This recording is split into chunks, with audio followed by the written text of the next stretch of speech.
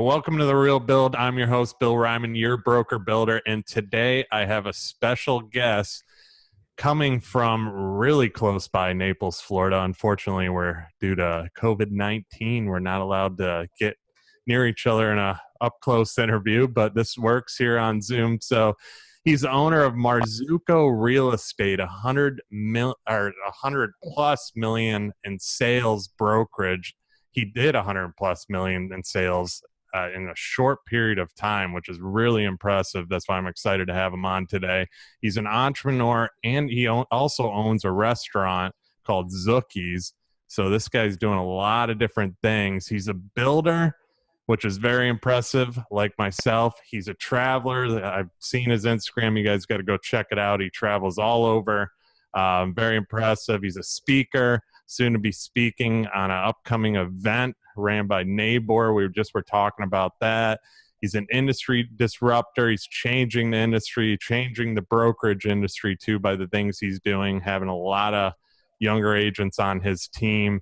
Dog lover, which is important to my heart too. I'm a dog lover. He owns one of the coolest dogs ever, an Italian Mastiff named Luca. And most important, he's a great father to two daughters. Josh Marzucco, thank you so much for coming on The Real Build, man. It's a pleasure. Hey, it's all my pleasure, man. Thanks for having me. Appreciate it. Yeah, I mean, I've been wanting to have you on here, man, and unfortunately, like I said, we were going to do it in person, but we figured since we got people in our offices and everything, it's better to stay safe, 6 feet distance, follow the rules, so we're doing it over Zoom, which is fine with me. That's my usual way of doing it, but excited to have you on and talk about your real estate brokerage. You guys are blowing up. I've been following you obviously for a long time. I mean, you've known each other for a long time, and I've been seeing your stuff on social media too, and how I've watched your growth over the last, couple of years, starting your brokerage, and it's been very impressive how many agents have come on board. I mean, you got a really good thing going, man. I'm super impressed with you. Yeah. So how I usually like to get started was usually just asking about your background. So, you've done a few different things other than real estate prior to real estate. So who is Josh Marzucco? So, I was born and raised here in Naples, Florida. Went to Naples High School, graduated from Edison College, and then went on to Hodges University and got graduated from there. And then right around 2008, right during the market crash, my dad and I decided to open up a sports bar, Zookies, as you mentioned before, and kind of just got lucky. It was to most people, it was a terrible time to open up a bar and restaurant. But my dad was in the bar business in Pennsylvania years ago, and he always said he was going to open another one. So we did it together, and now we've had Zookies for right around 12 or 13 years. We opened up 2 locations, and we sold off one of those. And he, was building houses, doing an owner builder a year, or we were flipping houses. So since right around 2010, 2011, he was bugging me to get my real estate license. And I just kept, putting it off. We were super busy with the bar. And then I finally got licensed in 2015. Nice.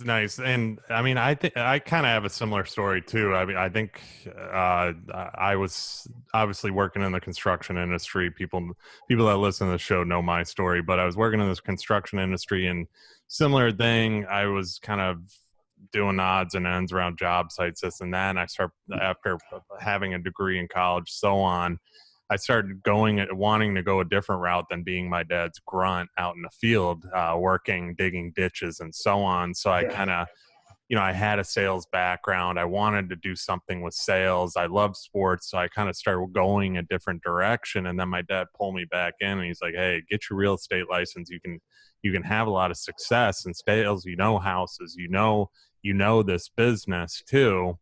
And it's similar to you. And then I got it, at a younger age as well. And I mean, the experiences that you went through, I'm sure being in the restaurant business, being in hospitality in general. I mean, you being in that business is probably skyrocketed you to where you were today, and your experience with dealing with people, being in the Mhm. real estate business. It probably Exactly. helped you get to where you are today, which we're going to go deeper into, the brokerage aspect of it. So let's go into what year did you, well, you said what year you started. So what was your reason you got into real estate? What was the main reason?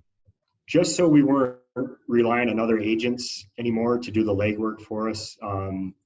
Like I said, we were flipping houses and building houses, so that was the main reason to keep the commission in house, Hmm. to put it back into the renovation or whatever we were doing at the time. Um, that was the sole reason, just to keep it in house, And then to do it ourselves. did you end up going off and doing, different things besides stuff with your dad, like other residential sales, other stuff like that? Or did you kind of just stick? Yeah, so I can attribute that to being in Zookies every day at the bar, and I was bartending, managing. I was there every day. So once I got my real estate license, naturally I just started telling everyone, a lot of our customers. I started, posting myself on Facebook, Instagram, and I was just kind of blessed and lucky. My first probably 10 or 12 deals came from customers right out of the bar in the restaurant. And my dad, and I'm sure just like your dad, is probably your best salesman. Hmm. Um, I think my dad, forces people to use us sometimes, and to use me or back when I was selling, to use me as an agent. So it was pretty funny how all that worked out. But definitely, I definitely ran with being in Zookies, and I had all those relationships built up already. Because people do business with people they know, like, and trust. So I had already built that value with them, and so naturally they asked me to help them buy or sell a home. Yeah, and I mean that's such a big factor too. I mean, that's one of the things too, is me being in the construction business and having the people. It was almost like, I always like to explain the things that I've done with as far as real estate too, and going off more into real estate is kind of like spanning out with, like branching out like a tree almost. You start with your core, the construction industry, and then the people that are within it. Like, I'd meet new people coming into houses, and then I'd turn those people into prospects, and they'd buy a lot, and then I'd sell their house, and it kind of just trickled down, almost like you at the restaurant. Right. It was a similar thing, that people have that trust with you already. It's Hmm. such a big deal, and that's, it helps too, obviously. And then plus, I mean, your experience, like we were talking about, led you to kind of where you are today. So I mean, that's kind of what I want to start diving into with you. Is, I've talked about the process of real estate with a lot of realtors on this show. I've had some heavy hitters and some top producers on this show too. But the angle I want to take with you is, I want to talk about the brokerage end of it, and how customers should go about going to a certain brokerage. Because me and the brokerage model now is, most people, when they thought of a real estate brokerage, they think Remax, or they think Right. your bigger ones like Premier Sotheby's, or these outfits that have been around, John R. Wood, the ones that have been around for a while. But as me and it's becoming less and less likely that people are choosing those because of the actual name of the brand, but they're choosing it because of the people within them, or just the brands of the people that are within them Right. too. So, I mean, you recently started, obviously, Marzucco Real Estate. So, what was your why behind starting Marzucco Real Estate? So I became increasingly busy as an agent, as a sales Mm-hmm. agent. Um, and I was still juggling between selling homes, flipping homes with my dad, and managing the bar. Mm-hmm. And also I have two little girls. So, and I'm very active with them, with sports, school, church and stuff like that. So, as a busy agent, you can be pulled all over the place. So I thought to myself, what can I do to still make sales or make a percentage of sales, and still have that passive income coming in, and and still run the restaurant, still take care of my daughters, and not be completely strapped down for time. So I figured I could just start a brokerage and try to get as many agents as I could, underneath our umbrella. And that was really the main reason, time. I was just running all over the place. I was, as my family likes to say, we're burning the candle at both ends, and you can get, you can really, burn yourself out fast doing that. So the real reason was to just manage my time better, instead of driving around on showings, doing open houses, listing homes, and all that stuff. If to do it the right way, consumes a lot of your time. If you're going to be a proactive agent and give your customers the best value, you're going to have to give them a lot of your time. Yeah. So yeah, which is huge too. And what about, as far as, and so why not go, let's say, the team approach versus you going to the brokerage approach? Because a lot of the times, as you know too, starting your own brokerage, which me and you talked about this a while ago, and when I was in the process of thinking about doing it myself, but I bit off way more than I can chew.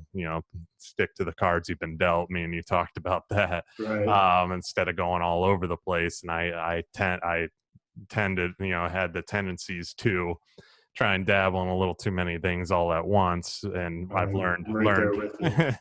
and I'm Yeah, sure it's tough. yourself.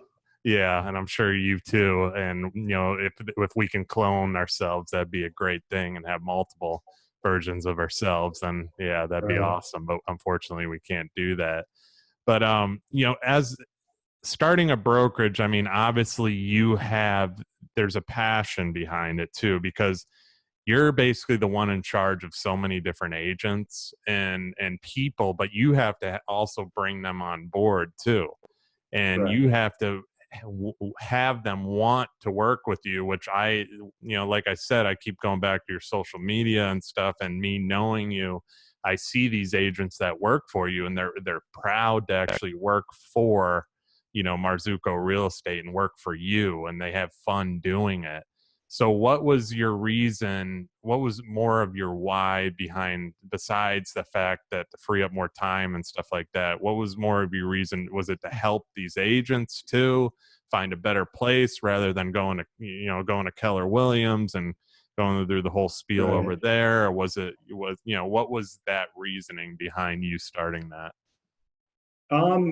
More so to help the agents, yes. And also, I'm not going to lie, it was to help myself as well. Yeah. You can get so busy with real estate that you can't duplicate yourself. Mm-hmm. But if you have people under you and you can pass on those leads and assist them every step of the way with the lead, and you can still make a little bit of money off of it, and they make some money, and it's a win-win situation. Everyone's happy. But the main reason, also, how you mentioned why not just start a team, and you started your own brokerage. I feel like teams sometimes don't work out in the long run. Like our motto is 100% commission. So usually when you have a team, there's a team leader, Mm-hmm. and the team leader, is taking 30, 40, 50, even 60% of these agents' commissions sometimes. And I feel like eventually, sometimes those agents, over time, they get better at what they're doing. They don't necessarily need the guidance anymore. So they're going to smarten up, and they're going to either go join a brokerage with less of a commission split. They're going to go, join 100% commission brokerage. So, I figured, I can recruit these agents. We can, train them, do it the way I would train them, the way that I would do, practice real estate.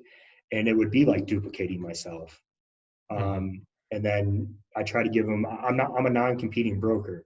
So any lead that comes in to me organically, or comes in off our website or any of our lead generation platforms, it just goes straight into a round robin system. So it's fair. Mm-hmm. And then we have a commission split with those leads, which the agents are more than happy to take, because I'm still assisting them on the deal. And it's, it's like we're giving them, essentially, it's like we're giving them free money because I'm still, partaking in the deal as well and helping them every step of the way. So they're, they're getting the experience, they're learning, and they're also getting a sale underneath their belt. Any leads that I give away, the agent claims that sale solely for themselves. I don't put my name on anything. Mhm. So they like that. It can, it builds their portfolio.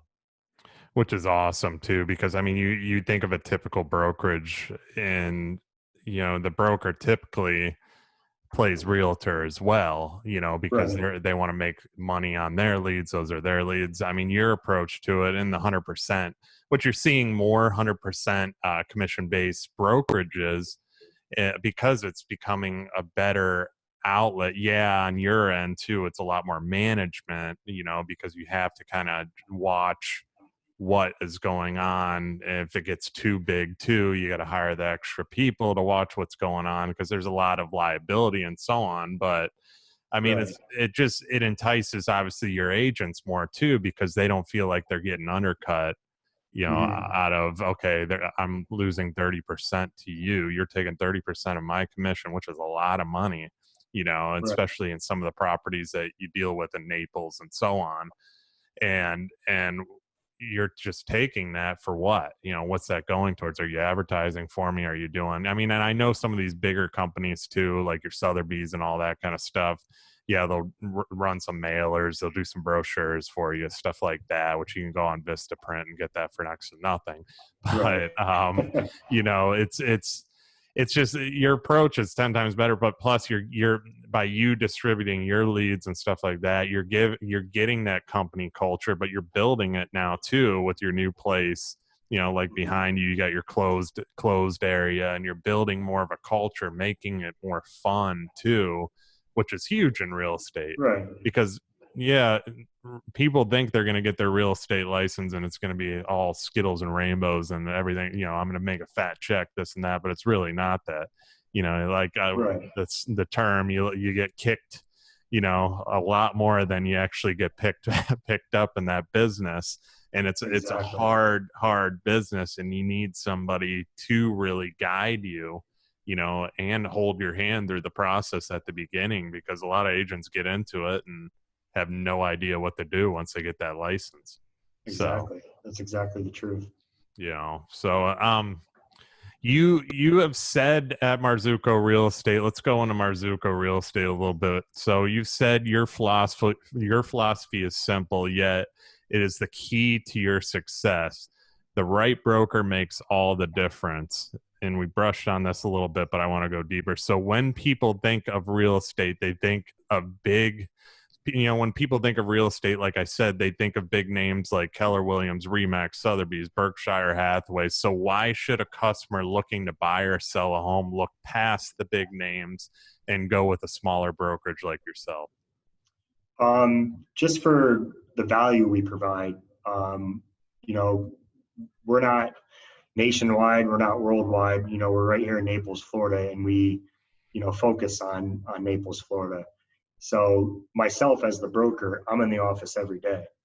I'm not going to speak for these people, but I've been gaining a lot of agents lately from these big brokerages, because they can't get the assistance and the training from the broker. A couple of them have told me they can't even get a hold of the broker, which is to me absurd. I mean, I can't believe that, because that's why we went into business. That's why we opened a brokerage. Mm-hmm. I feel myself, I am the mentor, I am the trainer. I'm the one that you're representing me and my name and my company name, as an extension of us. So I want to be absolutely on top of everything. If you ever have a question contractually or title or mortgage or whatever it may be, I want to be there to give you an answer. So the value we provide to our customers is, I'm here and available 7 days a week. I'll go to the listing appointments, with my agents and not ask for a dime of their commission. I'll go meet with their buyers. If they come into the office, I'll come into the conference room, and introduce myself and sit down with them, for however long is needed, to make them feel special, to show them that I'm involved in every single transaction. I give them my personal phone number, tell them they can call me, text me anytime they need. So I think that's why, people like that. They like that old school mentality, that relationship, driven focus on them and their sale. And I think that's why we've gained quite a bit of business from people versus going to one of the big name brokerages. Yeah, no, what you just said right there is so spot on too, because I mean, I've heard it from a lot of different people too. They go to the big name brokerages, the broker has nothing to do with anybody. I mean, because it's so big too. Right. That's the thing. They can't You can't know, possibly control it all. They can't keep track of everything. Yeah, and I mean having that side, it's just, and then when they finally need the broker, it's like he doesn't have time for them. That's the thing, and to have Right. something like you've built, where it's just it's you're there, you're constantly at the office, you're constantly there to answer questions, you're putting on events for your agents too, and doing things to help educate your agents as well, is huge too, and you're a mentor. That's what you're being, and that's what these agents need, especially fresh off the street. Because like I always say this too, and you know this just as well as I do, that everybody thinks they can get their real estate license and make a fortune. Everybody does. Exactly. It's like the first thing they do when they move to Florida. That's right. And that's the first thing I tell new agents when they come in. I say, I don't want to be negative.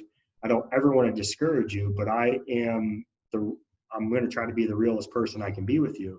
It's going to take a lot of dedication. It's going to take a lot of work. And you might not make your first sale for 6 or 7 months. And that's if you're lucky. I'm straightforward with them, because exactly, you hit it spot on. People think they're just going to get their license and make 150 grand overnight. And it's just, it's not that way. And I have a guy that works with me right now, and he kind of had that same mentality, and he'll probably listen to this too and laugh. But that's, sometimes we call him the world's unluckiest agent, because anybody that's been kicked, it's been him. Every bad thing that can happen. I don't know if you follow the broke agent on Instagram or what. Yeah, that's him to the T. I mean, he has a showing, and the ceiling would fall in or something on him. It's just that everything that's bad happens to this guy. But he's paid his dues, and he's still sticking it out. That's the thing, because the retention rate too, as you know, most of them don't make it past 6 months, because they realize that these fees that are coming in start adding up, and they're not getting that big $10,000, $15,000 check like they thought they were going to make in the first week. And that's where you come in too. And by you just saying what you said, I tell them, okay, you're more than likely not going to make a sale in the first 6 months. You got to expect that. That's it's kind of the average, unless you have a hell of a sphere of influence that are all hot buyers and they're ready to go, which usually nobody does. Your friends aren't really chomping at the bit to buy a new house. So, True. So, I mean, but having somebody in a smaller brokerage to be able to tell them that is so important. Unlike, and I'm not beating up on Keller Williams agents. I'm just using them as a reference because they're a bigger brokerage.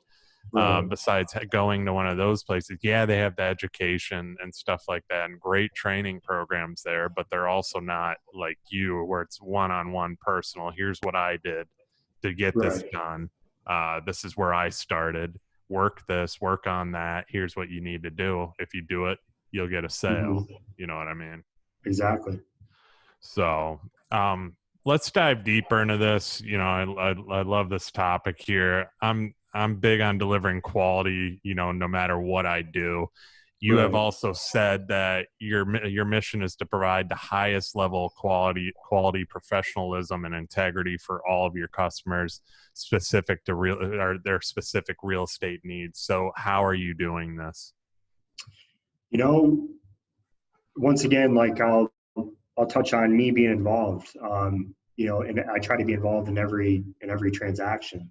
So if one of my agents is backed up one day, or they have too much going on, I'll go and do a showing for them, or I'll go, if they absolutely have to have an open house, I'll go and do it, for the homeowner, and to show them that, hey, this is the quality we're trying to provide to you, with our marketing, with our social media, um, with our integrity. And I always preach to my agents, I don't ever want to hear anything coming back on us for one of our agents doing something unethical, or stealing a buyer from another agent. Even if it was a known fact that that agent didn't have a buyer broker agreement with that customer. I disapprove of things like that. But my agents, as a company, we share everyone's listings. If one agent has a closing, or one agent has a deal going under contract, everyone's sharing it. Everyone's happy for them. Nobody's envious of them. And if the buyers or sellers are coming into the office, I have a lot of agents that are coming into the office daily. So there's anywhere from 10 to 20 of us in here every day. And they're greeting the buyers or sellers, not our assistant or our office manager. They're asking them if they, would like a coffee or water. They're walking them back to the conference room. We try to show them quality, and that everyone is concerned for them, as a customer of the company, whether or not it's John Smith's customer or, someone else's customer. Everyone helps out, and everyone wants to show them the value that we provide. Mm-hmm. Which is cool too. I mean, to have everybody working together, because as you know, too, sales is a heck of a competitive space, man, and Right. have everybody on the same page working as one unit too. You don't see that, and that's going back to other brokerages. That's where a smaller brokerage like yourself can capitalize too, because you go to these other brokerages, everybody's against each other, man. I hear it all the time, Yeah. especially down here in Marco, and like where I'm at, I hear all the time that, I walked into this, or I just went into this brokerage, everybody gives me the stink eye, or just won't even talk to me, or it's just so the And tension. I've been at brokerages like that prior to opening Marzucco Real Estate, and you'll never find one of our agents here that's like that. Like if you were a newer agent and you needed help on a deal, a lot of 100% commission brokerages, the broker's non-existent, and the broker will tell you, hey, go ask one of the other agents for help. But that 9 times out of 10, that other agent in another brokerage will want 20 to 30% of your commission for helping you. And it happened to me when I was new. When I wasn't that familiar with the contracts, I really didn't know what I was doing. I had a lot of irons in the fire. I had a lot of potential buyers and sellers, but I didn't exactly know what to do with them, because I was at 100% commission brokerage, and they rarely, if ever, offered training. So I was getting thrown into other agents, and they'd be like, sure, I'll help you, but add my name to that listing agreement, or add my name to that sales contract, and I'll do it for 25%. And here you won't find that. If I'm not in the office for whatever reason, or my office manager, you can come in and sit down with one of my agents, and they'll help you for hours, and they won't ever ask for a dime of the commission. And that's the standard that I'm trying to withhold here, is that we're pro agent. We're here to help the agents get ahead, and everyone is here to help each other. There's no reason, there's enough business going around where you don't have to compete with, you don't even have to compete with other agents from other brokerages. Yes, everyone's your competition, but there's no reason to be envious, no reason to be cutthroat, and to be that that sharky agent that you don't want to have that reputation. No, and that's the thing too. I mean, yes, competition's a good thing in a certain aspect. Let's put it that way, But being like a shark, where you're just basically putting everybody down and not being a team player, because, like you just said, though, too, the more you work together, the more money you're gonna make. That's Exactly. the thing, and it's in general in life too. Like the more people you meet, the more people you team up with, collaborate with, like what me and you are doing right now. Right. The more connections you're going to make, the more opportunities that are going to present themselves, the more we're going to work together. Our clients are going to work. I mean, everything kind of comes together too. So if you're out there being a loner where you just want to take everything and all the Right. money in the world, I mean, you're going to get nowhere, man. And I've had that too, to be honest. Like I've had it with other working in real estate against other agents where I had to finish up their deal, and logically Right. and realistically, the amount of effort I had to put into the deal by fixing everything, making everything right for both Hmm. parties, and that other agent just sat on the other side. I should have got both commissions, but I Right. did it because of the customer. That's Right. who's important, not us, the customer. If the customer wasn't there, we wouldn't even be here. Right. That's the thing. We wouldn't Exactly. even have a job. We wouldn't be making any money. So when you turn everything to that perspective too, it's a game changer, man. Like when you it's Oh, all big about your time. customer, it changes everything. And then if you put that in your agents' heads or anybody that works for you, that you are working for those people, not for yourself, Right. their whole mindset should be changing. Because if they're just doing it for themselves and it's all about the check, I mean, Right. yeah, I'm not saying the money's not good, Right. but it's just it should be working for them, and working for that money is the main. Exactly. That's true. So 100%. so let's dive deeper into the or actually let's talk about the process a little bit. It's important, for in every real estate transaction, um, to kind of you provide, like you said, you provide exceptional client focused service. So let's talk about how you brush on it a little bit. Let's go deeper into this of how you're providing the best client service, or your agents are, and what are you teaching them? So what should, as far as the client service aspect of things? So the first and foremost, something I preach the most to my agents is to be accessible, be more accessible than your competition. And my mentor told me this, April Keating, like 2 weeks into it, having a license, she's like, if you just answer your phone and get back to people right away, she's like, you're going to be better off than your competition. And she was exactly right. So I tell my agents to be as responsive as possible. Yeah, if you're on the phone, if you're in a meeting, and you get a phone call from someone, text them immediately. Say, call you right back in a meeting. Call you right back. I'm at a showing. Um, but do never let that lag. Someone calls you at 10 o'clock at night, you know, uh, and I agree. I mean, I'm big on family time and, setting a structure, but there's a lot of agents in our area. And the technology is so prevalent now, Zillow, Realtor.com, that if you don't get back to someone, they're going to get in contact with another agent. I think it's Mm-hmm. on average like 3.5 minutes, Mm-hmm. because we live in a world that people want instant gratification. So if they have something in their head that they want to answer for, they're interested in a house, they're seeing a house, and you don't answer your phone or text them back right away or something, they're going to keep moving on until they get that answer. So that's one thing that I stress most to my agents. And one of the ways that we show, like, for example, one of the ways that we, um, show value to our customers or give them that, that 5-star treatment. Like, say we're working with a buyer, probably about a month and a half, 2 months ago, really before the coronavirus got bad. We had a lead come in from Manhattan. The lead was passed to one of my agents, Ricky Haas, and I have a company Range Rover. On the old one, we had the Marzucco stickers. On this one, we don't.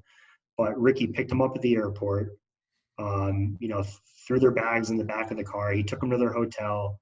Um, he took them to get a rental car, and then they went to their hotel. They got situated. Then the next day, he went and picked them up from the hotel. He took them back here to the office, brought them in the conference room, gave them bottles of water, got them coffee, showed them listings up on the flat screen. And then he had already been sending them listings, but he brought them in here and they really narrowed it down to 4 or 5 listings. They went out and looked at all the homes, um, came back. they literally came in town only for the weekend, and they were going to make a decision that weekend. Monday morning, they wrote a great review about us, talked about how they got first class treatment. They got picked up at the airport, how, professional Ricky was, and just stuff like that is what we try to do. When we have a seller, we bring them into the office. We, before we even present a listing agreement, we just try to, really relate to them and really get them on our side and get them to like and trust us.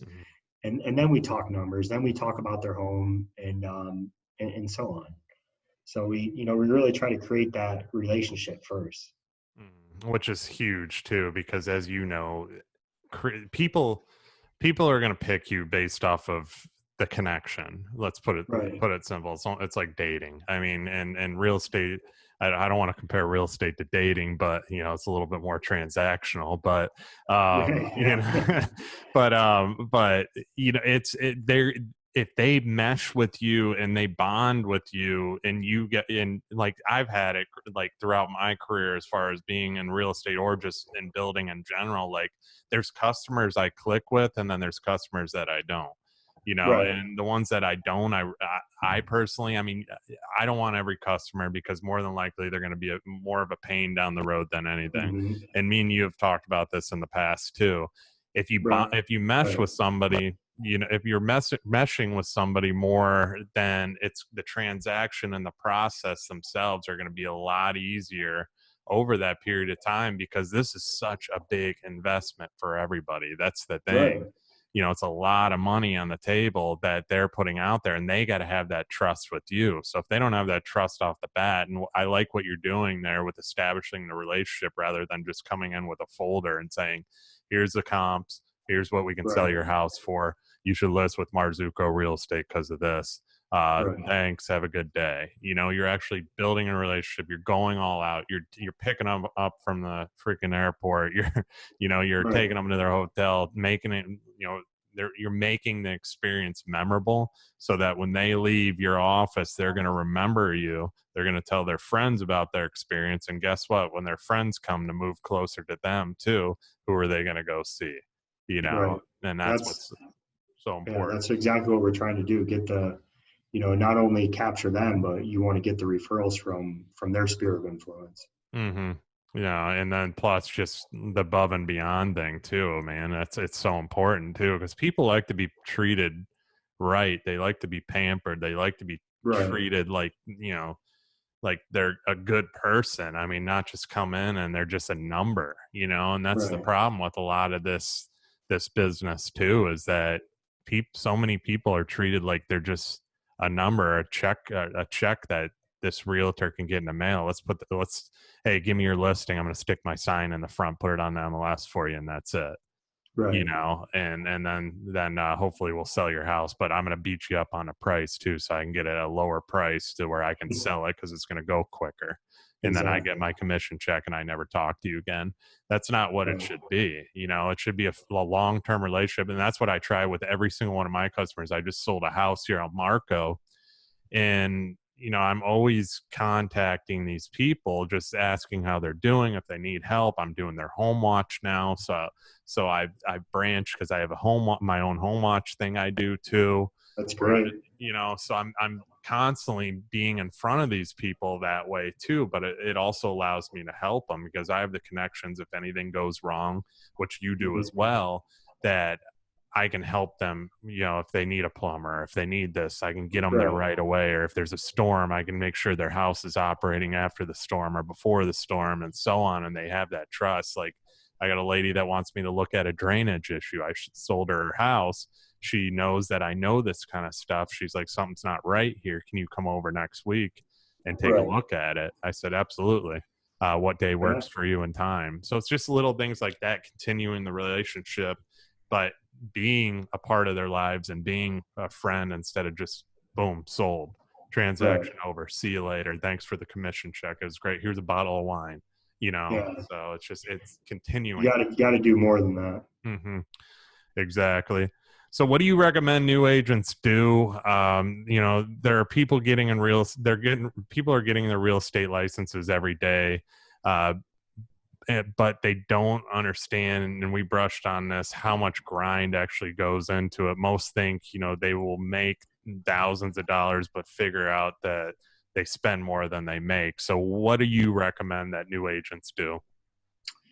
One of my first things I tell them, say, so when a new agent gets their first commission check, I tell them to save. Don't go putting a down payment on a car. Don't go buy a $2,500 purse.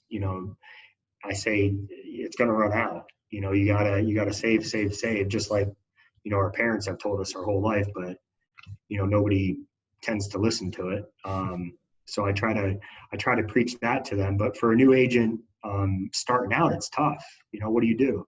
You reach out to your sphere of influence, and sometimes that only goes so far. But what I did as a new agent, and I feel like I felt like I was kind of like a pioneer in doing this, was any of the agents that were in my office, with their consent and my mentor, anytime she ever had a closing, I would post her property, or anytime she ever had something go under contract, I would take a picture of it, of the property, and I would post it on social media, Instagram, Facebook, whatever I could. And I would say just listed, or under contract, or just closed. I would never say it was mine. I would just be like advertising it, and I would make it, as if it looked like my own. And from the outside looking in, they don't need to know. It makes it look like you're being proactive, and that you're making some sales, or you're making some things happen. And I felt like that really helped me get a jump start.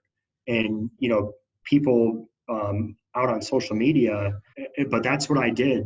That's what I did on a consistent basis.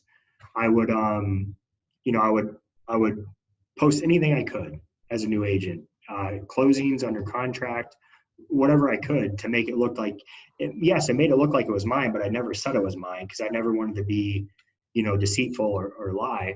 And the agent, whoever I was posting it for, the just listeds, or under contracts, they were happy, because I was still sharing their sale, or sharing their listing. Mm-hmm. But and that's that's my biggest thing that I preach to new agents, is to be proactive, do whatever you can to get your name out there. We're big on branding, we're big on social media here at our company. So, if they don't have that going already, the first thing I do is have them download Instagram, have them make a Facebook, business page, beef up their personal page. And I don't like to, and I don't know if this is going to be a topic for one of your next questions. I don't like to be that agent, or tell my agents to constantly blow people up with real estate stuff. Mm-hmm. On social media. You got to make them relate to you as a person first. Yeah. Post your kids, post your travels, post fun things that you're doing, and then every once in a while throw in a real estate transaction in there, or what you're one of your listings, or when you're out doing showings. Yeah, no, so I think that's a big help for new agents. No, that's awesome. And brushing on the first thing too. I mean, that's super smart too. I mean, as long, obviously when you can get permission, realtors don't think of this, that somebody sells a house, whatever agent they are, and especially somebody in your office too, in your own office, you can use that and post, all right, just sold, just listed, just this. You're promoting them, especially like your office now, you have 65 agents in there. So, if somebody just does a just listed property, it's only going to benefit the other agents and that agent that listed it, if their other agents are all posting it too, and then that's going to give all them credibility, like you said. So that's huge right there, big time. And then, your second thing there, the social media thing, which I'm big on too, is you can't just bombard everybody with all real estate stuff too, and just say, oh, Right. just listed, oh, just sold, oh, this one just went on, oh, check out this kitchen. If that's your whole entire Instagram page, you got to mix it up and put in some personal stuff here and there, and so people Right. get to know you as a personal person, you Uh, know. Eventually they'll get tired of it Hmm. if all you're doing is just blasting. I mean, like I unfollow people all the time that are just blasting the same product over and over and over. Hmm. Like a lot of these nutrition products, or there's no personalization to it. All they're doing is just trying to sell you on something, and Hmm. people get worn out from it. So Hmm. you want to let them know that you're a real person, and that you do have fun, that you do go out, you do travel. You're not just sitting here every day. Look at this house I have for sale. Nobody really cares to see that. Yeah, there's one person that actually said it. Unless it's like a 3 million and up, or in some extraordinary house, don't even post it. I Right. forget this, and this was a social media or realtor that's pretty big influencer on it. Unless it's something extra, unless you're like Ryan Serhant, where you're sitting in multi-million-dollar apartments, posting that Right. stuff every single day. But if you're posting a one-bedroom condo that was $50,000 and you said just sold, it's not going to get the traction. People also want to see you because they want to learn who you are. They're going to judge who you are, especially these days. That's why social media, like you said, you're having your agents, if they don't have one, they need to, because everybody's getting majority of people are on social media, majority of people are on Facebook. Instagram's getting a lot of traction too. I had Ed Stulak on one of my podcasts. He's a big brand guy, and he's big on Instagram, and now he's all in on TikTok. And he's like, Oh yeah. yeah, and he's like, everybody judges TikTok by saying it's for little kids and stuff like that. He goes, I've gotten two good listings off of it. He goes, one was off a lady that was on there, an older lady, but one was off a kid. Said, hey Ed, I like your stuff. My parents are looking for a house. You're the realtor of TikTok. I brought you up to them, and then they reached out to him. So he goes, the avenues are everywhere. You just have to be consistent and do it. And he goes, Instagram, I've Right. gotten a lot of traction too. So it's so important. But he's also himself on there. That's the thing. He isn't that typical agent like you're talking about, that, is always just putting out house pictures. He's Right. actually putting his life like you are too, and his travels and real estate stuff too. So, The the the MLS and Zillow and Realtor.com, they'll and yourself, and by putting in the legwork, that will sell the mhm. home. The It's okay to show that you're being proactive towards real estate, but if you just bombard people with listings and all kinds Mhm. of stuff, they're gonna get exhausted from it. No, yeah, I highly agree. So what are some things you're doing? You kind of brought this up on the last question. What are some other things you're doing to training your agents to stand out from the many rest of the real estate agents that are out there? What are they doing to Um, stand out difference? Because I see some of your agents, obviously some of them are killing it too. Jessie being one of them. I see her. I follow her on social media. So what is she doing, or these other agents? What have you taught them to do to stand out? Jesse's awesome. Jesse's great at what she does. Jessie is she's I think, seventh generation Naples native. Hmm. So her and her family, they know everyone, which is, that's great. It's a big help in selling real estate, but people still have to trust you. They still have to like you. So Jesse's very personable. I don't care if Jessie is in line at Publix, or, she's at dinner with her husband. If she hears someone talking about real estate, or she's going to butt in, and she's gonna talk to them. And Hmm. and that's what I try to teach the agents. You can't be shy about real Hmm. estate. That's one of the biggest things. You have to be able to brand yourself. You have to be very confident in talking about it. So a lot of realtors, nationwide, worldwide, have second jobs.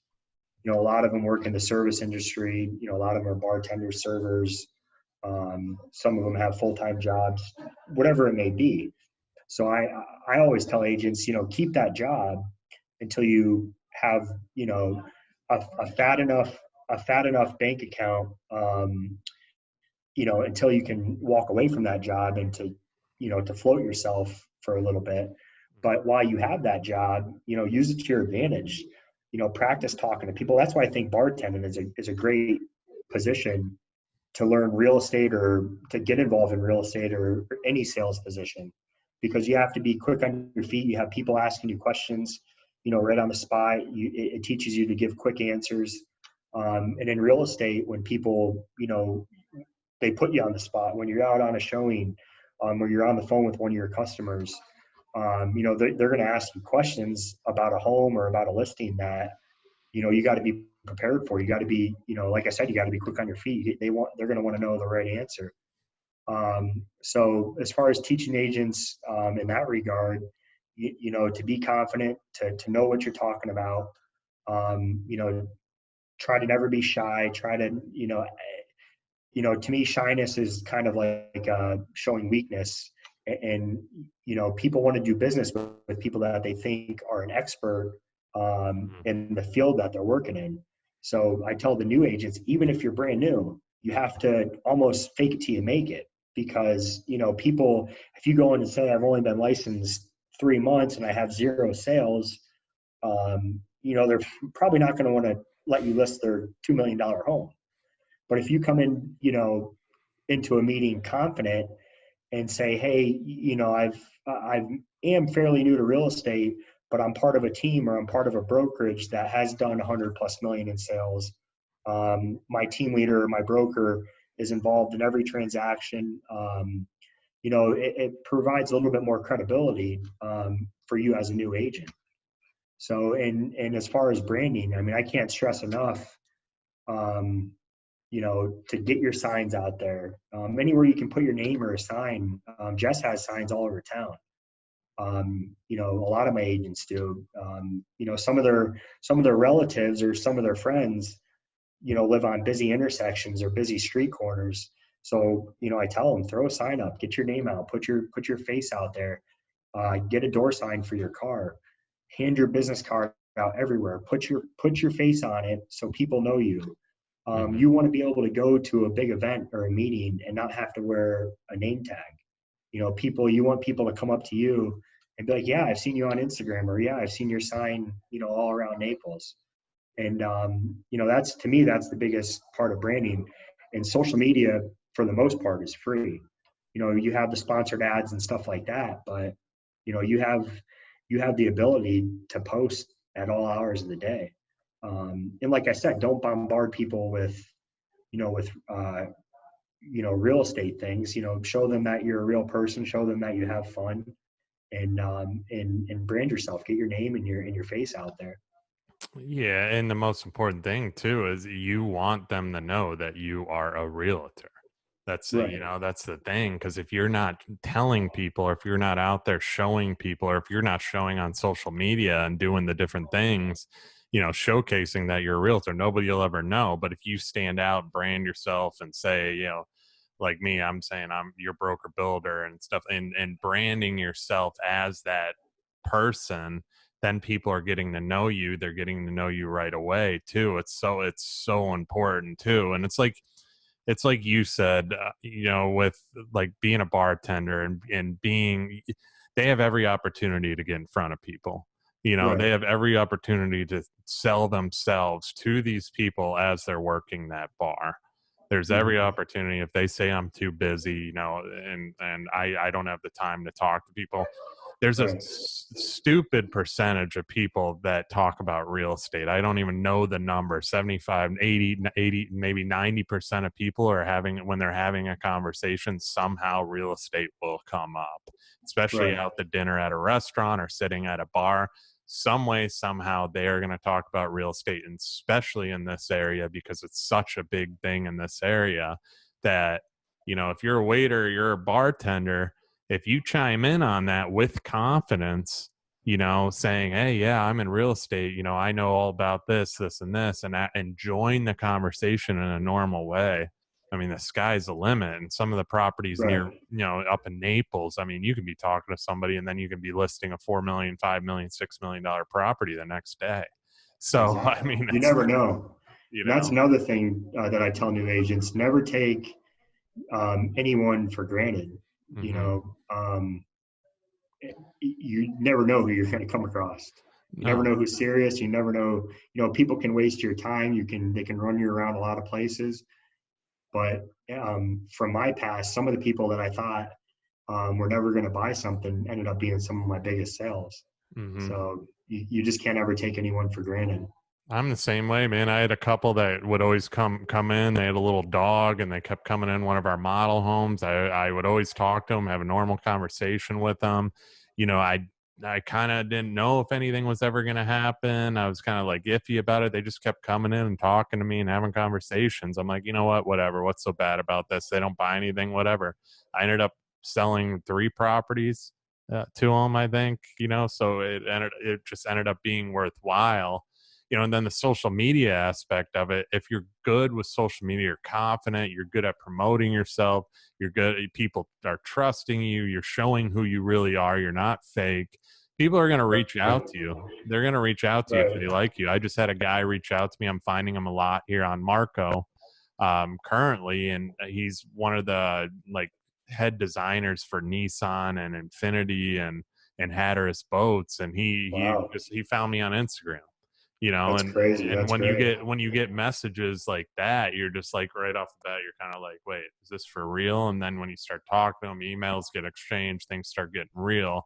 Now his sister's coming in town this weekend because he's over in Japan to look at a Wow. property for him. But it's just that there's so much you can do in this business if you're consistent and you go all in on the media aspect of it, on confidence as far as how you can deliver and everything, and the experience, having experience, or having somebody like you as a broker, back to the broker thing, that has the confidence and the experience to back these agents.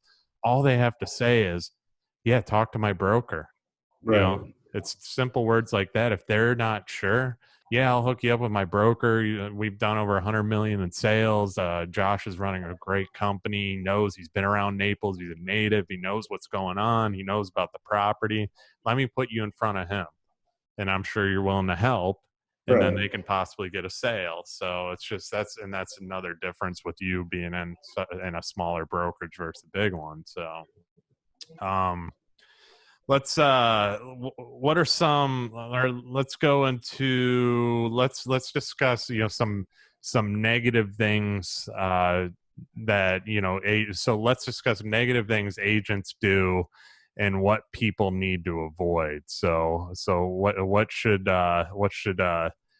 are some of the negative things you've seen agents do, and that people, if they're looking for an agent, they should avoid in an agent, I guess?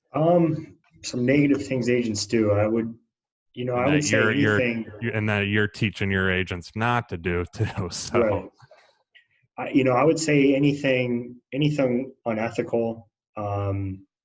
You never want to be known as that guy that steals someone's customers, or that they can never, refer a deal to you, or, you got to be really careful. You got to be really careful of what you do and say. You got to be careful what you say on social media. I would say about an incident I told you about last week. Um, you know, be careful what you say on social media about politics. mm, Um, I had an agent, get involved with, someone from the outside public on their views on politics, and it just got nasty after that. So another thing I would recommend agents do: don't be too overbearing with people. It's good to be proactive. It's good to be let them know you're an agent. Let them know that you can help them if they ever need help. But don't annoy them so much that they don't want to be bothered by you. You don't want them to, when you're calling them, when they see your name pop up on their cell phone, and they say to anyone seeing around them, "Oh God, it's this guy, calling me again." You never want to be too proactive. You want to, chime in their ear, keep them on a drip campaign. send them a text or hit them with a phone call once a week or every couple of weeks. And that's another thing too. You got to, as an agent or a new agent, you just got to use your discretion with people. You got to be able to read people and really feel them out, and know whether they're ready to buy right now or ready to sell right now, or they might be ready a year from now. So if they're ready a year from now, don't bug them. Keep them on a drip campaign, keep them in your CRM. Let them know that you're still there. But if they're ready right now, then stay in close contact with them, or you're going to lose them, to your competition. So that's one of the main things I would say. Never do anything unethical to get a complaint about you, or to create a bad name for yourself. You never want to do that, because social media and reviews go a long way this day and age. Yeah, and I mean, we literally, as a real estate agent, not a lot of agents getting into this realize it too. I mean, you're watched. I mean, you got a big sign on your back. I mean, any little move you make, you're liable. I mean, your broker's even more liable, but you can be liable for a lot of stuff too, because you're not selling a car, even though cars are a big expense, but you're not selling something small. You're selling something really big that financially can either make or break somebody. Right. So, I mean, you really have to be on your toes about how you're operating through the transaction, have all the right pieces in place, and have, the right title company working with you, or closing attorneys, or whoever you're using to assist you. I mean, everything has to fall in place correctly. And that's what I've learned over the 8 years I've been doing real estate is, I mean, having the right people on your team are a part of you throughout the closing process make life 10 times easier, because one little hiccup, it can be the end of the world. And I don't have time to deal with it, because I got a lot on my plate. So I want have the right closing attorney dealing with it for my customer, so they don't have a problem, and so on. So important, man. Definitely. So I'm going to brush on these real quick, just keep moving along here. So how do you, let's say, teach your agents, at being a broker, coming from the broker side, how are you teaching your agents to, let's say, get somebody the most money for their property if they're going to be the listing agent? Let's start there. So what we do, first of all, once we surpass, the listing appointment and actually get them signed on, and we have a signed listing agreement. What I recommend my agents to do, one of our agents is a Florida State appraiser. So I'll say reach out to Anthony and ask him. He'll give you a decent price on the appraisal. And once we get the appraisal back, then the agent goes and sits down with the homeowner, and they go over the appraisal. The agent will make their recommendation of the price. They get a feel for what the homeowner has in their mind, because at the end of the day, the agent you can do a CMA, I can do a CMA, 20 other agents can do a CMA, and we're all, might be a little bit different than each other. We all might have our own views and, what we think things are worth and so on. So I feel like in a certified Florida State appraisal gives you a pretty good concrete price as to what things are selling for in that area. Mm-hmm. The same style of home, same square footage, maybe the same features. And then my agent will make recommendations to the seller. If certain rooms need painted, certain things need fixed up. Some sellers come into it going, oh yeah, I'm going to remodel this whole house. I'm going to drop 50 grand into it and, fix up the whole pool area or add a pool. And sometimes we have to recommend, you're not going to get that much ROI, on the sale of the home. So we're big on ROI. So when listing a home, because a lot of times, I don't care if it's a $2 or $3 million home, before listing it, unless it's brand new, like one of your builds, a resale is going to need some things to be looked at or fixed up prior to the sale. But there's no reason on a 3 or 4 or $500,000 home to go dump, 30, 40 grand into a remodel, or a paint job, because the new buyer, the first thing they're going to do is paint the home 9 times out of 10. So we want the seller to get the most money out of their investment or on the fixes that they're going to do to their home. So we're very, we're very big on not, not dumping a lot of money into the home prior to the sale. We want to see the seller, we want to get them the most, the most bang for their buck, and to have them profit the most. Mm-hmm.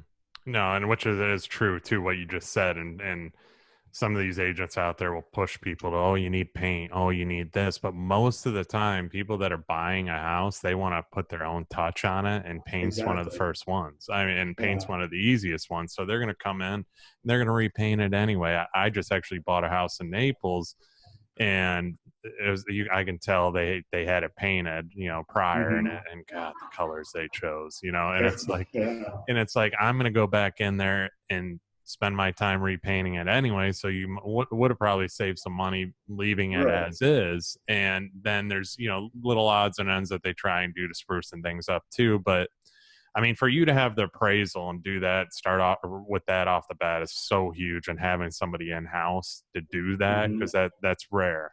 And to have that power too, because the power of appraisal is so big, it's especially in this area. And then you can kind of use it to your benefit throughout the sales process, the agent and the seller.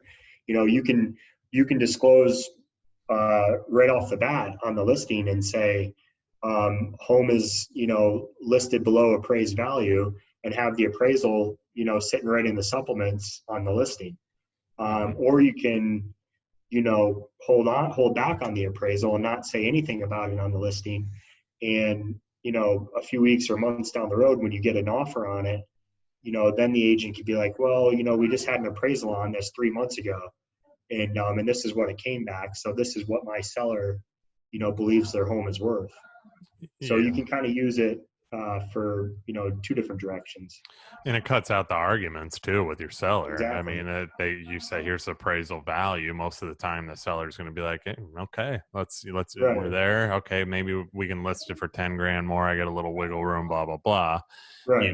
Rather than an argument between you. Well, my CMA is telling me that it's worth this because I comped it to this. Well, that house don't have what I have, Exactly. So then you're arguing with them because you actually have an appraiser's, statement too, which is every seller thinks their home is the Taj Mahal. Oh yeah. So, and say that appraisal, comes back way less than what that seller had in mind. Sometimes the agent, they might have spent $200 on the appraisal, but if they're a busy agent and they're, a smart agent, they might say, you know what, I don't think I can help you at this time, because they're going to waste a lot, spend a lot of money on marketing dollars and their time. I mean, time is money. So, doing the open houses every weekend, doing, whatever it may be, they could, and it does no good for a home to sit on the market. Mm-hmm. It does no good for the agent's portfolio, and it obviously doesn't do any good for the seller. Mm-hmm. Exactly. So what about, let's go in the buyer's end of thing. How are you teaching your agents to get your buyers the best deal possible? I tell the agents, you don't want a buyer to feel like, they got sold on something. Mm-hmm. When you have buyer's remorse, when you go, buy a brand new car or used car off a car lot, you don't ever want them to feel uncomfortable. You don't want them to feel like they got talked into something. So like you said before, buying a home is someone's, biggest purchase of their life.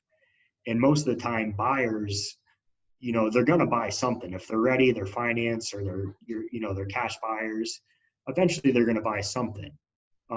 So as a buyer's agent, you're just assisting the customer.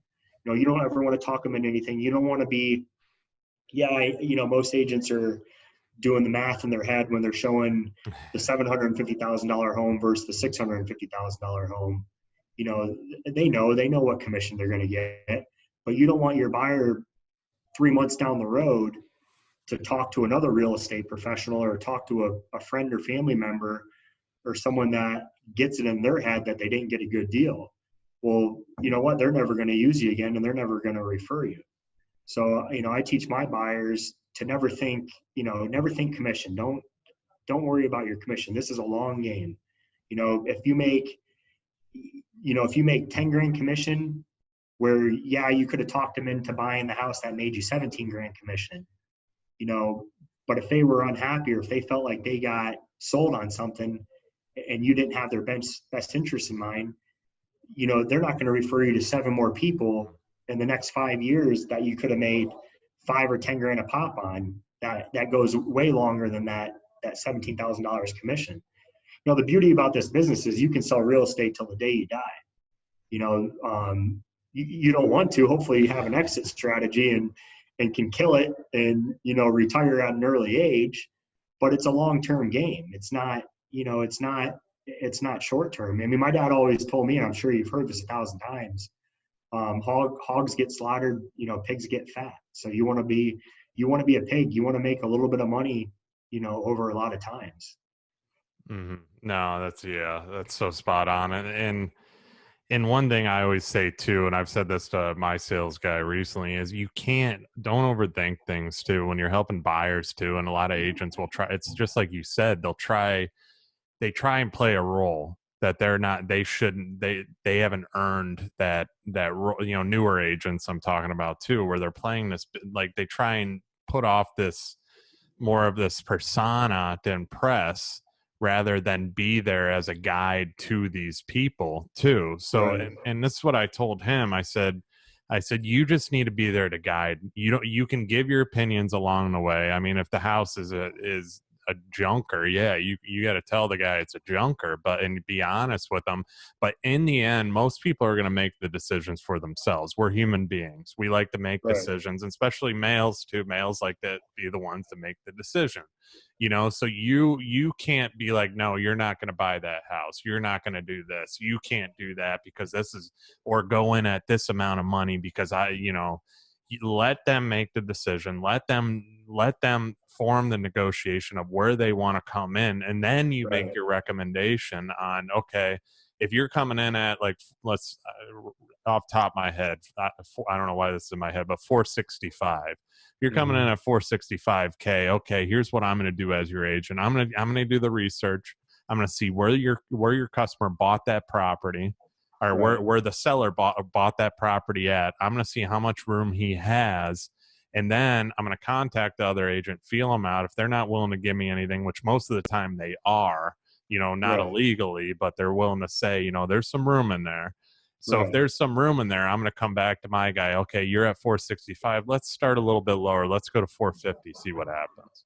So now you have Exactly. that cushion because you're going to play the back and forth. Nobody ever just settles with, oh, yeah, 450, I'll take it. No, they're going to come Right. back, and then you're going to play the bounce back and forth game and settle where you wanted to be initially anyway. So Right. once you get good at this and get good at helping people too, that's what I told my guy. I'm like, just be there to guide them. Don't be in their Exactly. face and try and play the role that you don't know that you're even playing. You Right. don't be an actor. Just Exactly. learn the business as much as possible. And when you get good at it, you'll get there.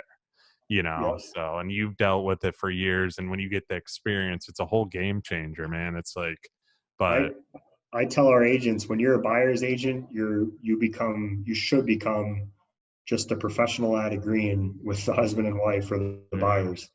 If they're in the kitchen and they say, oh, I love this kitchen, or you say, yeah, I love that kitchen too. It's beautiful. Or if they're out in the bathroom in in the master bath and like, oh, I would do this differently. You just agree with them and say, yeah, I would change that too. That sounds nice. You just gotta, like you said, you just gotta guide them. mhm. Don't try to take the reins. Don't try to persuade them into buying anything.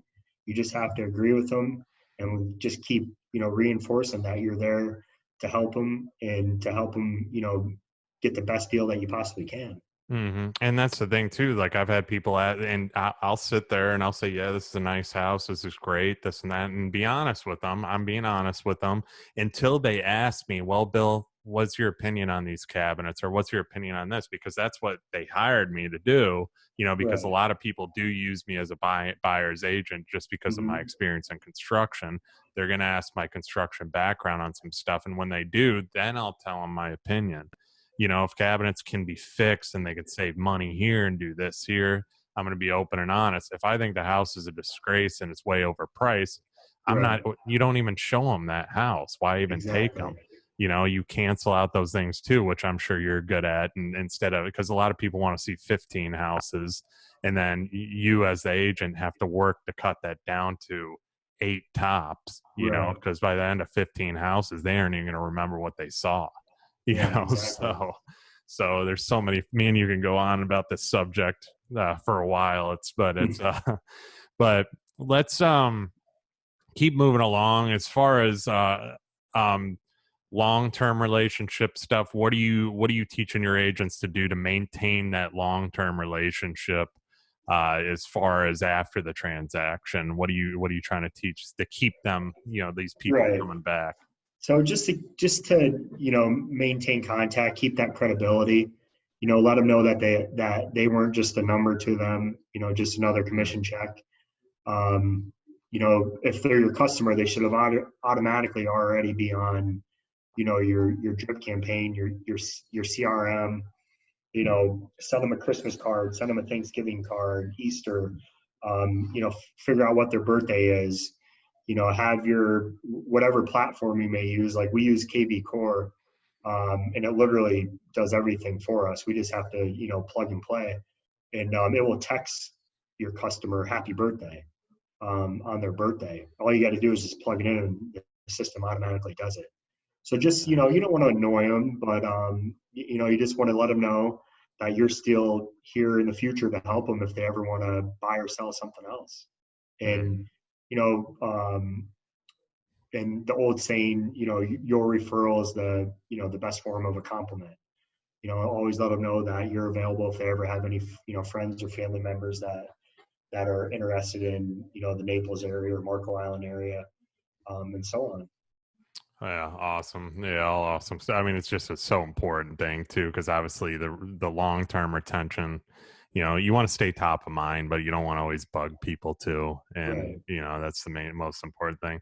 One question. This I'm getting towards the end here, just because of time and everything. Me and you can probably go on for hours, but but I always ask this, and I get a different answer with everybody. This question's been huge, and it's more personal question. So what about you personally? What lessons have you learned throughout your journey, in becoming the owner of a real estate brokerage, or just in life in general, and that we should all apply to our own businesses or our own lives that can help us grow? That's a deep question. So, Yeah, it's super deep.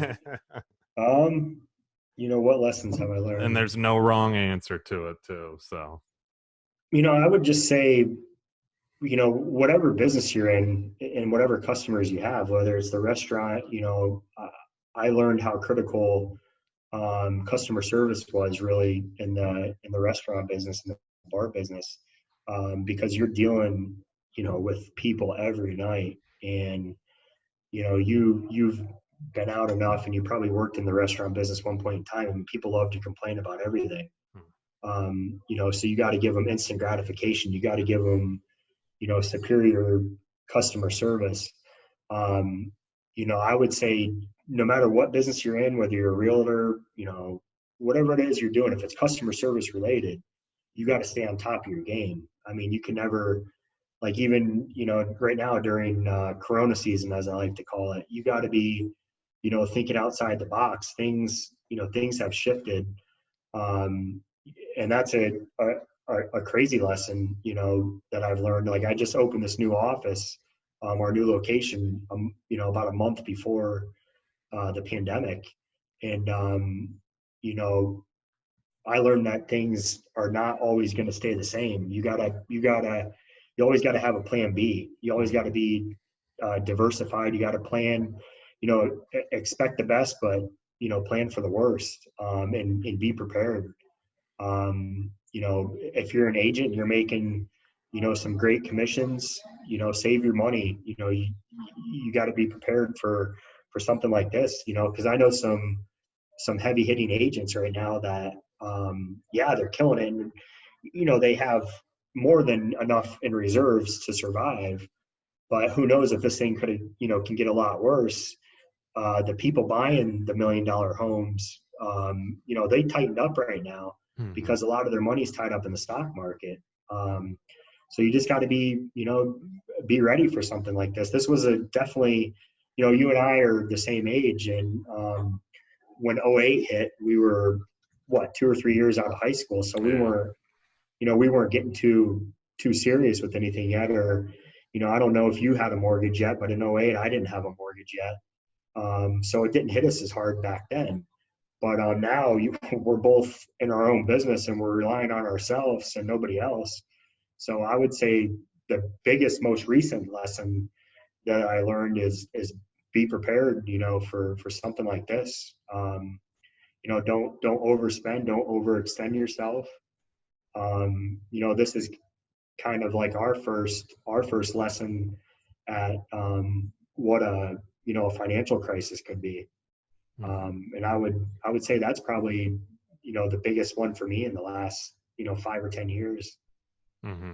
No, that's a great lesson right there too. I mean, because this is a prime example of a snap of a finger, how everything can just the next day it's Yeah, changing, and what you just said too. You gotta know, you gotta prepare. I mean, you gotta be able to pivot. That's the thing, and that's like the key hmm, word. Make a pivot to where, okay, this is a true test, and a lot of my mentors and stuff that I'm following now, they all say this is the ultimate test for a lot of people, and especially like me and you, because we haven't experienced this. right, 2008, I mean, we were probably in college. The only thing in the world we had on our mind wasn't business; it was partying and right, chicks, exactly. so I mean, that was probably, and then we weren't working jobs that really were probably. I was working at a bar at the time, I remember, and then I would come home still, help be a laborer for my dad, but it's just, this is a true test of everybody and how everybody's going to react to this. You can either come out of this even stronger than you were before, and the people will that are reacting Right, right to this situation and doing the right things and maintaining their businesses. This is going to show who can come out of something, because those are the proactive people. Those are the people that aren't just huddled up in a corner, I like to say, and say the world's going to end, I don't know what to do, and buying every roll of toilet paper in the store and covering right. themselves with it for protection. I don't know what people are doing with all this toilet paper. I still don't get it. But Yeah, it's crazy. but the people that are going to come out of this are the people that are doing the things we're doing. Like, you have a speaking event coming up. That's huge. That's still, you're putting yourself out there. You could say no and not do stuff like that, and be vulnerable and still, and say, oh, it's Corona. I got other things to worry about, but you're doing it because it's going to better yourself. You're on here right now because this is you're going to reach out to my audience, and this is going to help my audience and teach them how to better themselves if they're in the brokerage world too, as well. So it's just having your head on a swivel, making sure you're set for this kind of stuff. And this is an awakening for everybody, but it's pivoting to the next thing. Okay, how can and I see that what you're doing too now, you're doing a lot more media stuff, which is great. That's what everybody should be doing, because there's more eyes online right now than ever before. Exactly. The you know average uh, the average person, when it's not Corona season, spends about 2 hours and 36 minutes a day on social media. mm-hmm. And now the new stat, because everyone's at home, it jumped up to like 4 hours and 56 It's minutes. insane. So Yeah. it's like crazy. So, and that's what I say. You got to think outside the box. There's this agent, you may have seen him. We love him. He's not even with our brokerage. He's in like the Estero Fort Myers area. His name's Derek Gregory, I want to say. I've seen you post about them. Yeah. And he's just he keeps our agents entertained. And I keep sharing his posts because I think he's funnier than hell. Mm-hmm. He's just not, in a time when everyone's being serious and everyone's worried about, losing their job and making their mortgage payments. He still has to earn an income, and he's making his real estate posts, and he's making his videos fun. He's Mm-hmm. keeping people in tune, and instead of moping around and wondering when his next sale is going to come about, he's thinking outside the box. He's doing some really funny content. Mm-hmm. And I mean, it's Yeah, making people smile throughout a hard time too. right. That's what's huge right there too.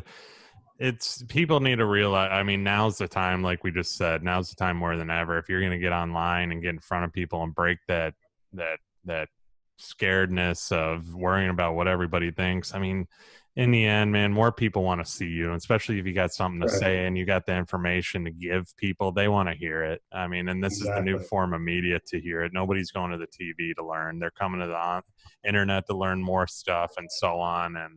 And that's why I'm doing what I'm doing too, because I want to teach people. I enjoy doing it. I don't ask for any money for this. I do it for free. I don't advertise. I could, but I don't. Right. I just enjoy doing it. It's like almost like a hobby to me. That just I like helping people. Plus the connections, the networking and connections I've made through all the people I've had on this is Right. unbelievable, and it's worth every hour I've spent doing it. So Definitely. yeah, but next question too, to keep moving here. So most people ask about, and I always ask this to everybody now too, most people ask about your past. I want to ask about our, sorry, my mic's tripping up right now. Most people ask about your past.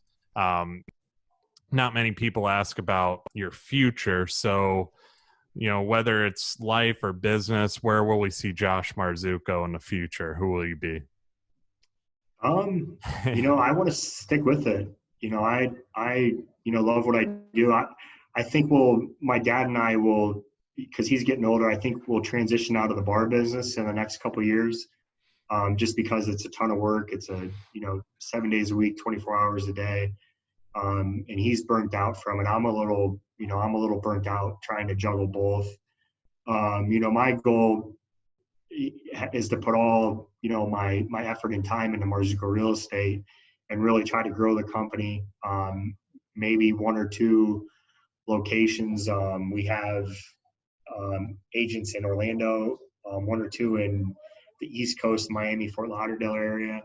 My overall goal for the company is to get to 500 agents. We're at 67 agents right now in a little over 2.5 years.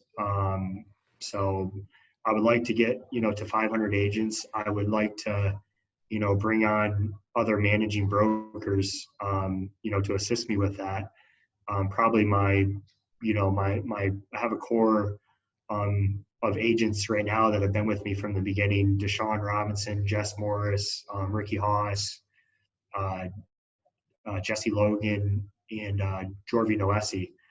So I'm sure in the future, I want to make them part of the brand and, more part of the company and have a stake in the company, because they believed in me since day one. Mm-hmm. They were my first 5 agents, and I would really, love to make them part of the company, um, and just go from there. But I definitely see myself, staying in the business. I love it. I eat, sleep, and drink real estate and training, and I'm usually the first one here at the office and the last one to leave. My kids are here with me. In the summertime, they're here every day at the office. A lot of times, after school, they're coming back to the office with me, and that's another thing too. I like to make the girls part of it once they graduate high school and finish college and are old enough, to be a part of it. I'd like them to eventually take it over one day. Awesome, man. That was awesome. And my last question, this is what I ask everybody. What exactly do people need to look for when hiring a real estate company, and why should they choose Josh Marzucco and Marzucco Real Estate as their company of choice?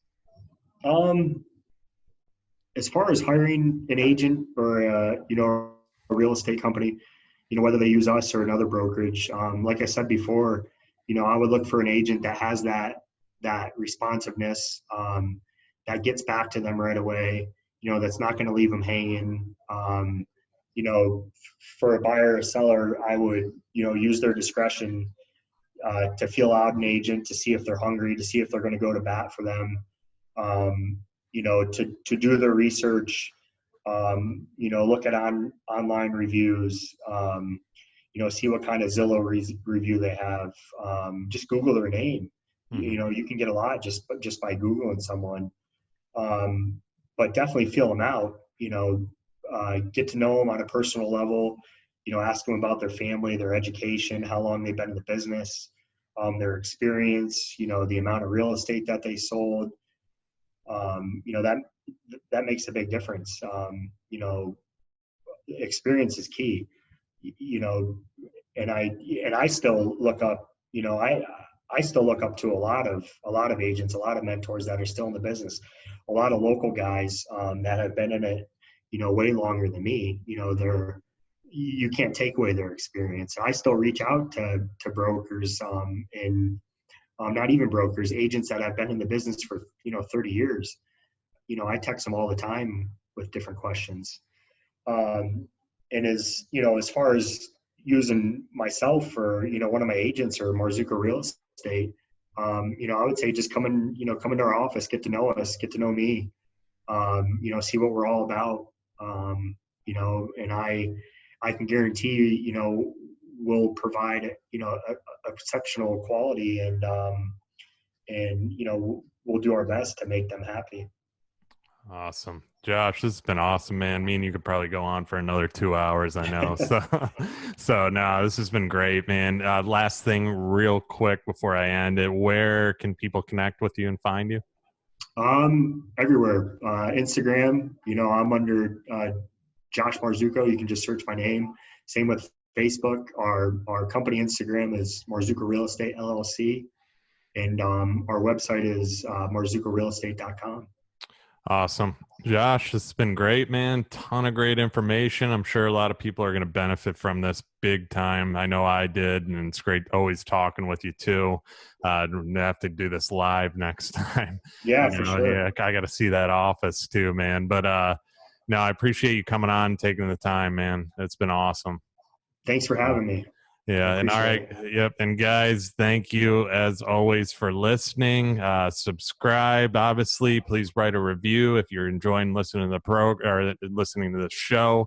And I will see you guys on the next one.